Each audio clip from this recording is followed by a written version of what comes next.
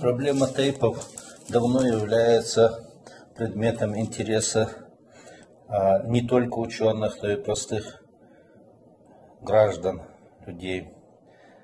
Дело в том, что этой проблемой занимаются люди совершенно непосвященные, потому что эту проблему должны решать специалисты. Поэтому у нас в публикациях появляется очень много искаженных сведений о тейпах. Начинается это с работы Магомеда Мамакаева. Был такой у нас писатель, известный, хороший писатель. В 30-е годы ему дали партийные органы, член Ингушский обком партии, задание написать работу о чеченском тейпе. Ну, естественно, ему задание дали установку, в каких рамках и что писать. И он старался эту проблему чеченских тейпов вместить именно в проблему, решать в русле марксистско-ленинской идеологии. И основная линия этой книги его, это он старался эти тейпы сравнить с индейскими родами. За эту проблему надо четко для себя уяснить, что он понимает, конкретный человек, кто занимается этими тейпами, под понятием тейп. Под этим словом тейп, что он подразумевает? Потому что тейп – это заимствованное слово арабское. Тейп – это, в принципе, тип, род, вид. И когда, например, появляются такие заявления, я из тейпа, например, Мальсаговых, была передача, я смотрел это видео, я из тейпа Гучинги. Ну, давайте возьмем. Гучинги – это название одного селения на территории Чинха.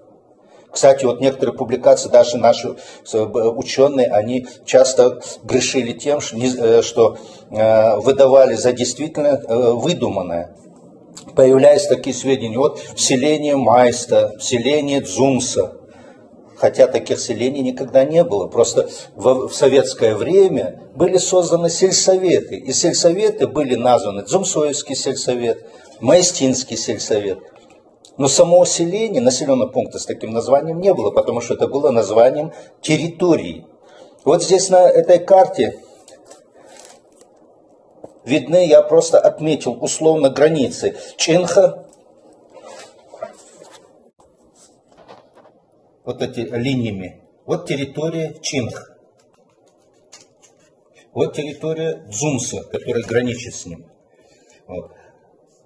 К югу от них находится Чанта. Это территория Чанта. Территория Чанта. Территория Гута, Гухой.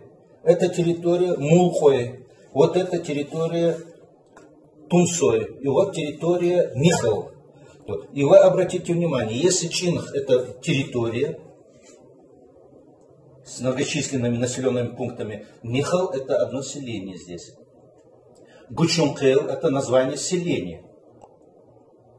Кстати, здесь в этом же ущелье есть селение Тумирельк, они себя Гучункело не считают, потому что Гучункел – это название. Если гучунги сейчас говорят, что они тейп, то получается такой же тейп – это жители Точкалой, Ушкалой, Цехарой, Базантхой, Билбасой, Конжахой, Органкал. Эти все селения тогда получают тейпы. Тогда мы должны писать о всех населенных пунктах как тейпах. Если же мы говорим о тейпах, то должны понять, что Гучункалой – это выходцы с территории Чинха, жители Чинха, как и Точкалой и остальные. Если таким путем пойдет дальше, пройдет несколько лет, например, этот Мускалой, они скажут, мы не Гучункалой, мы отдельно Мускалой тейп. Дело в том, что название, где второе слово «кал», это первое идет обычно, это личное имя. Баше, мужское имя. Гуче, Мюста, Уша, Туоч, Дена, Дена, Урга, Соун. И это все идут на название. Юг. Второе название Кал. Некоторые наши ученые обычно это связывали происхождение с тюркским Кала. Да, это общая связь имеется, особенно звуковая. Но дело в том, что это связывали происхождение с тюркским Кала. Да, это общая связь имеется, особенно звуковая. Но дело в том, что слово Кала, гучи Кала, это произошло от нашего корня кай, накрыть, закрыть, тоукал, покрыть крышей. То есть постройка, укрепление гучи, постройка, укрепление мюстей, постройка, укрепление баши. То есть каждый строил свое подворье хозяйство, и оно называлось кал. Но кай сейчас у нас осталось слово, хотя молодежь его не знает, это как хозяйственная постройка, говорят, кай. Тоукал, покрыть, закрыть, укрыть. Это от древнего чеченского войнавского слова «ка», закрытое, укрытое.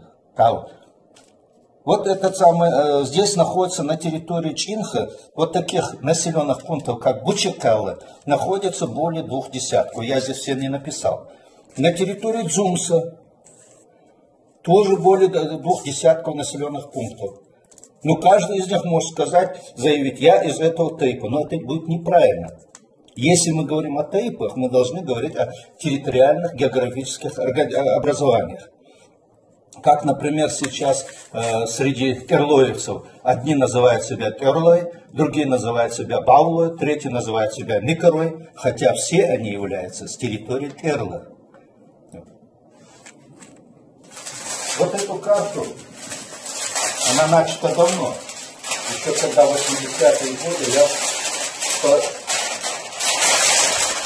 работе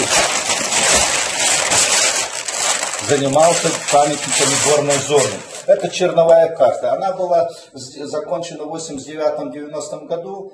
Вот карта, она погибла. Вот эти черновики у меня остались, я ее восстановлю. Вот смотрите, вот горная зона. Вот Чента. Вот Дзумса. Вот Чинха. Вот территория